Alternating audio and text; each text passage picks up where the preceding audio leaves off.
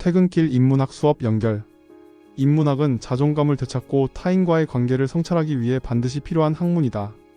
공공도서관에서 열리는 수많은 인문학 강좌에 시민들이 넘쳐나고 인공지능 등의 4차 산업이 인간의 감성을 다루는 인문학을 담아내려고 노력하는 것도 바로 이런 이유에서가 아닌가 싶다. 퇴근길 인문학 수업 연결에서는 산업과 문화 전반에 녹아든 인문 정신과 인문학과의 연결성을 살피고 기업과 동물원 등 혁신적인 변화를 시도한 곳에서 어떻게 인문학을 접목해 성공적인 마케팅을 펼칠 수 있었는지를 다룬다. 총 12개의 강의로 각 강의마다 월요일부터 금요일까지 5개의 강의를 요일별로 들을 수 있게 구성했다. 이 책에서 다루는 간략한 내용들을 살펴보자. 인공지능 그리고 윤동주. 2016년 겨울 다보스 포럼에서 4차 산업혁명이 선언된 이후 전 세계가 미래 비전으로 4차 산업혁명을 내세웠다. 이런 인공지능이 모든 곳에서 활동하는 미래의 4차 산업혁명에서는 인공지능이 실질적 두뇌로 활동하게 될 것이다. 그렇다면 미래의 역사도 인공지능이 이끌어갈 것인가? 인간이 인간인 이유는 개개 인간이 무엇과도 또 누구와도 같을 수 없는 자기 자신으로 존재하기 때문이다. 이러한 인간이기에 우리는 늘 어떤 역사적 상황 안에 존재한다. 이 때문에 인간은 역사적 체험으로부터 분리될 수 없다. 어떤 사람은 그가 속한 역사적 상황이 비리와 모순으로 점철되어 있어도 이에 순응하며 편안히 살아가고 어떤 사람은 온몸으로 저항하고 고통을 감수하면서 보다 나은 미래를 향해 나아간다. 그래서 하늘을 우러러 한 점 부끄럼이 없기를 바라며 잎새 이는 바람에도 괴로워하는 윤동주의 시가 탄생한다. 또 어린 시절 광주의 트라우마를 온몸으로 기억하며 인간의 폭력성을 고발하는 한강의 소설 채식주의자가 탄생한다. 여기서 우리는 인공지능이 시나 문학을 쓸 수 있는 창의적인 지능인가라는 질문을 하기에 앞서 인간이 어떤 존재이기 때문에 시나 문학을 창조하는가에 대한 성찰이 선행되어야 한다. 그래야 일본 식민지 시대라는 역사적 상황에서 조국을 잃고 간도를 떠돌던 조선인 동주의 삶, 그 처연했던 삶이 없었다면 동주의 시는 탄생할 수 없었기 때문이다. 도구의 존재론과 애플의 혁신. 스티브 잡스, 그는 언제부터인가 디지털 문화의 창조주로 우상화됐다. 잡스는 인문학의 구세주가 된 적도 있다. 우리나라도 예외가 아니어서 한동안 붐이 일었다. 다들 인문학을 공부해야 한다고 외쳤다. 다 스티브 잡스 때문이었다. 인문학과 전혀 관계가 없을 듯한 첨단 기업이 인문학에 대한 뜨거운 관심을 확산시킨 건 실로 아이러니였다. 스티브 잡스를 21세기 구루의 반열에 올려놓는데 결정적인 역할을 한 아이패드를 면밀히 살펴보면 비로소 인문학과 기술이 합류한 경로가 어느 정도 모습을 드러낸다. 이미 1990년대 초에 패드라는 새로운 개념의 디지털 기기가 거론된 사실을 확인할 수 있다. 패드라는 개념의 컴퓨터가 출생한 곳은 복사기 회사의 연구소 제록스 파크였다. 여기서 1991년 미래에 등장할 컴퓨터의 개념을 정의한 논문이 발표된다. 제록스 파크 연구소에 재직하던 마크 와이저는 논문 21세기를 위한 컴퓨터에서 다음과 같이 주장했다. 유비쿼터스 컴퓨터는 목적에 따라 여러가지 크기로 만들 수 있다. 나와 나의 동료는 탭, 패드, 보드라 불리는 것을 만들었다. 여기서 새로운 기술은 바로 유비쿼터스 컴퓨팅이다. UC란 대체 무엇인가? 와이저는 논문에서 UC를 눈에 띄지 않는 기술이라고 부른다. 그가 눈에 띄지 않는 이라는 개념을 적용한 이유를 살펴보면 와이저가 논문을 발표한 1991년 당시 컴퓨터의 운영체제는 도스로 작동됐다. 그런데 도스는 상당히 복잡한 명령어로 구성되어 있어서 PC를 능숙하게 다루려면 꽤 오랫동안 명령체계를 익혀야만 했다. 컴퓨터가 일상의 필수품이 되어 도처에 존재하는데 인간에게 필요한 도구가 되지 못하고 되레 인간의 자연스러운 행위를 가로막으며 의식과 사고를 컴퓨터에 붙들어 매는 격이었다. 와이저는 이 같은 문제를 해결하기 위해 유비쿼터스 컴퓨팅 개념을 도입해 인간과 컴퓨터의 새로운 상호작용 양상, 즉 눈에 띄지 않고 스며드는 기술을 적용하고자 했다. 와이저가 이런 구상을 한 배경에는 그가 관심을 가졌던 하이데거의 철학이 영향을 주었다. 철학자 하이데거의 존재와 시간에 등장하는 인간 실존 분석에서 인간과 도구의 본연적 관계를 포착하고 와이저는 자신의 다른 논문에서 도구에 대해 다음과 같이 정의했다. 좋은 도구는 보이지 않는 도구다. 보이지 않는다는 말은 도구가 우리 의식에 침범하지 않는다는 뜻이다. 사용자가 도구 자체가 아니라 과제에 집중한다는 말이다. 안경은 좋은 도구다.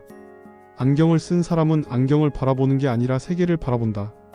좋은 망치는 목수의 손에서 사라져 목수가 더 큰 장면에 집중하도록 만든다. 이처럼 우리는 컴퓨터가 마치 마술처럼 사라지는 행위에 참여할 수 있기를 바란다. 그리고 이를 가장 잘 이해한 곳은 애플이었다. IT 전문지 와이어드의 편집장 딜런 트웨니는 2010년 4월 1일자에 이 사라짐의 경험에 대해 이렇게 썼다. 아이패드는 너무나 단순하고 쉽고 직관적이어서 사용자가 소프트웨어를 조작하고 있다는 사실마저 잊어버리게 한다. 마치 텔레비전 스위치를 켜거나 책장에서 책을 꺼낼 때 아무 의식적 판단이 필요 없는 것처럼 말이다.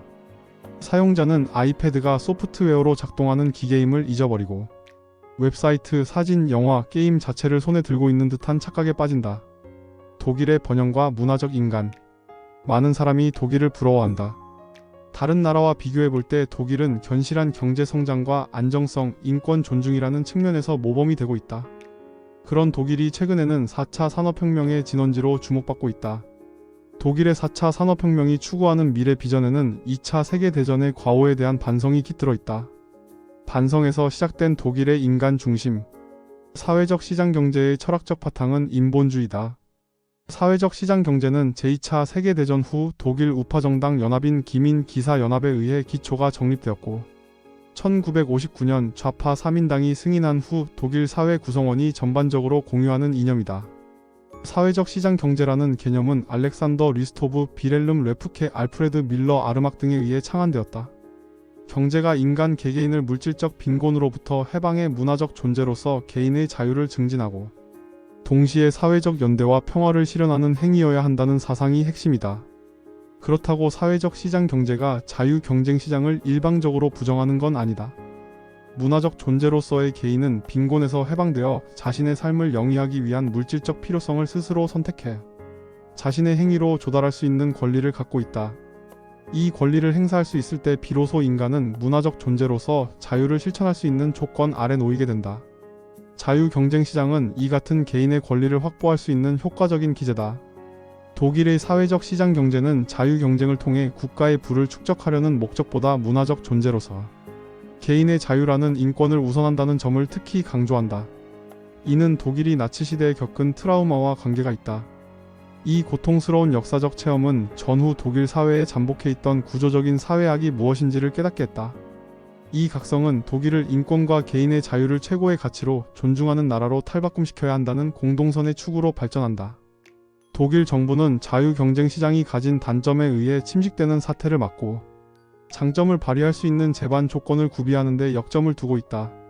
현대 사회에서 시장 경제를 지탱하는 두 축은 자본과 노동이다. 자본가와 노동자는 시장에서 역할을 분담해 시장 경제를 작동시키면서 동시에 갈등을 겪는다. 그러나 둘은 다 같이 시민이라는 점에서 평등하다. 이들은 시민으로서 사회적 연대의 책임을 지고 함께 민주적 공동체로서의 사회를 발전시켜야 할 동등한 책임과 권리를 갖는다. 사회적 시장 경제는 자유 경쟁 시장의 중추 구성 요인이자 최대 갈등 요인인 자본과 노동의 관계를 사회적 신뢰 구축의 핵심 영역으로 인식한다. 그리고 이 관계가 사회적 동반 관계로 작동할 수 있는 문화를 형성하는 데 주력한다. 그럼으로써 마침내 사회 전반의 신뢰 구축을 이뤄낸다. 독일은 2000년대 중반부터 사회적 시장 경제를 첨단 기술을 통해 더욱 발전시키는 계획을 추진했다. 독일에서 4차 산업혁명의 1차 목적은 독일 노동자들의 숙련된 현장 지식과 지혜가 자동화된 스마트 설비와 긴밀하게 상호작용하도록 하는 데 있다. 우리나라도 급속히 그 뒤를 추격하며 이러한 체제를 완비하기 위해 총력을 기울이고 있다. 그러나 추격하는 데 집중하느라 본질적 조건을 간과해서는 안 된다. 우리가 독일의 4차 산업혁명에서 배워야 할 것은 바로 시민사회의 민주화와 일터의 민주화를 이뤄내는 독일인의 지혜일 것이다. 이야기가 돈이 되는 세상. 스토리텔링이 인기가 있는 세상이다. 정치인 오바마는 자주 스토리텔링을 통한 연설로 대중의 지지를 얻어낼 수 있었고 애플과 같은 혁신 기업들도 제품에 스토리를 녹여 사람들의 좋은 반응을 얻고 있다. 왜 이렇게 스토리텔링이 급격히 인기를 얻었을까? 그 이유는 드림 소사이어티, 즉 감성사회가 도래했기 때문이다. 드림 소사이어티는 덴마크의 미래학자 롤프 옌센이 주장한 것으로 인류 문명이 발전하면서 부가가치의 기반이 다르게 변화해왔다고 정의했다. 고대 수렵 채집 사회에서는 짐승과 열매가 인류를 먹여 살렸다. 중세 농업 사회에서는 토지와 가축이, 근대 산업 사회에서는 석유와 석탄 및 철광석이, 현대 지식 정보화 사회에서는 고급 지식과 정보가 각각 인류의 생산 토대이자 부의 원천이었다. 그럼 미래 사회의 원천 자원은 무엇일까? 롤프 옌센은 그것이 바로 이야기일 거라고 예언했다. 21세기는 꿈의 사회이자 감성 사회인데 그런 감성을 가장 잘 자극하는 이야기가 최고의 부가가치를 창출한다는 뜻이다. 단적인 예로 조앤 롤링의 해리포터를 들 수 있다. 이 소설은 8편이 영화로 제작되어 전 세계적으로 인기를 끌었고 게임과 애니메이션, 음반, 캐릭터 상품에 이르기까지 다양한 관련 상품이 쏟아져 나와 엄청난 판매고를 올렸다. 1997년 처음 해리포터가 출간된 이후 10년 동안 창출된 경제 효과가 무려 308조였다. 그런데 같은 기간에 우리나라 반도체 산업에서 벌어들인 수익은 230조였다. 다시 말해 해리포터라는 이야기 하나가 우리나라 반도체 산업보다 무려 80조 원가량을 더 벌어들인 것이다. 스토리텔링 사업은 누구든지 그리 어렵지 않게 도전할 수 있다. 요식업을 예로 들어보자. 요식업의 기본이 맛과 서비스라는 사실을 모르는 사람은 없다. 하지만 이제는 이야기까지 더해야 한다. 전래동화 곶감과 호랑이처럼 색다른 이야기를 추가해서 호랑이도 무서워 도망가게 하는 기막힌 곶감, 즉 음식 스토리를 만들어야 한다. 어느 설렁탕집에 붙어있는 이야기에선 설렁탕의 유래를 들려준다. 그 가게를 찾는 손님들은 그 이야기를 통해서 설렁탕의 유래를 알게 되고 설렁탕이 전통적인 제사 음식임을 알게 되면서 색다른 재미를 느끼게 해줄 수 있다. 스토리텔링은 그동안 사람들이 꺼려하던 산업에도 긍정적인 효과를 발휘할 수 있다. 장례 문화에 관심이 많은 사람이라면 스토리텔링으로 장례 문화를 개선해 볼 수 있다. 고인이 살아온 인생 역정, 관계를 맺었던 사람들, 생전에 이룬 업적을 한 편의 이야기로 만든 다음 작은 이야기 패널이나 전시회, 동영상 등의 콘텐츠로 제작해 장례식장 앞에 설치해주는 것도 좋은 아이디어이다. 스토리텔링 사업은 눈에 보이지 않는 이야기 자원을 활용해 상품을 만들어내는 작업이다. 경제적 효과는 차치하고라도 여러모로 매력적인 사업이며 한편으로 우리의 정신세계를 한 단계 고양해 준다는 측면에서 매우 의미가 있다고 할 수 있다. 동물원에도 통한 디자인. 제품의 부가가치를 높이는 데 가장 크게 기여하는 부분은 디자인이다. 그러나 좋은 디자인 결과물을 만들기 위해서 먼저 해결해야 할 점이 무엇인지 충분히 이해하는 것이 무엇보다 중요하다. 이런 측면에서 아사히야마 동물원의 사례는 기업이 디자인적 성과물을 만들기 위해 무엇을 준비해야 하는지 정확하게 알려준다. 동물원이 디자인과 거리가 멀다고 생각할 수 있으나 아사히야마 동물원은 디자인을 최대한 활용해 폐원 위기의 동물원에서 일본 최고의 동물원으로 거듭났다. 이곳은 1967년 개원한 이래 점점 관람객 수가 급감하고 시설 노후 등 여러 요인으로 재정 적자가 누적되어 폐원을 맞이할 위기였다. 1997년부터 동물원 운영에 디자인 경영을 도입하면서 상황이 달라지기 시작했다. 그들이 먼저 디자인을 적용한 곳은 동물의 우리였다. 아사히야마 동물원은 우리를 동물 고유의 특성이나 본성, 능력을 발휘할 수 있는 환경으로 디자인하기 시작했다. 동물의 입장을 고려하고 그들의 본성을 존중하는 형태로 디자인하여 동물들의 활동성을 최대한 끌어올리고 심리적 안정감까지 높이는 효과를 가져왔다. 이런 디자인 경영의 도입으로 아사히야마 동물원은 관람객의 숫자가 늘어나 일본의 명소가 되었다. 우리는 여기서 좋은 디자인이란 어떠해야 하는가에 대한 힌트를 얻을 수 있다. 바로 이용자를 중심에 둔 디자인 콘셉트다. 이 외에 러시아 문학, 세종의 리더십, 5명의 영화 감독, 르네상스 미술 춘추 전국시대, 중국 비즈니스, 명의열전 등 다양한 강의들이 다양한 이야기를 들려준다. 상당히 재미있으니 읽어보길 바란다.